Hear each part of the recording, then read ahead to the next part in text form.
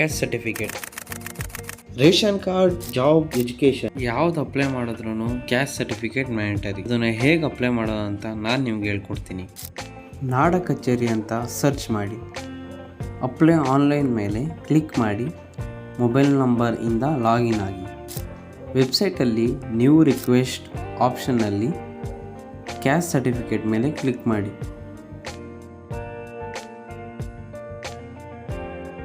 Apply ಮಾಡೋಕ್ಕೆ ಬೇಕಾದ document show ಆಗುತ್ತೆ.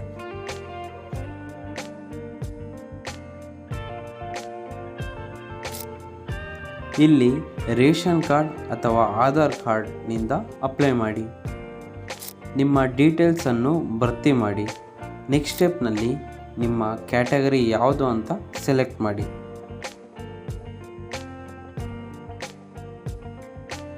ನೆಕ್ಸ್ಟ್ ಸ್ಟೆಪ್ನಲ್ಲಿ ಡಾಕ್ಯುಮೆಂಟ್ಸನ್ನು ಅಪ್ಲೋಡ್ ಮಾಡಿ. ಲಾಸ್ಟ್ ಸ್ಟೆಪ್ನಲ್ಲಿ OTP ಮುಖಾಂತರ ಸೈನ್ ಮಾಡಿ. ನಿಮ್ಮ ಕ್ಯಾಸ್ಟ್ ಸರ್ಟಿಫಿಕೇಟ್ 21 ದಿನ ಒಳಗಡೆ ಬರುತ್ತದೆ.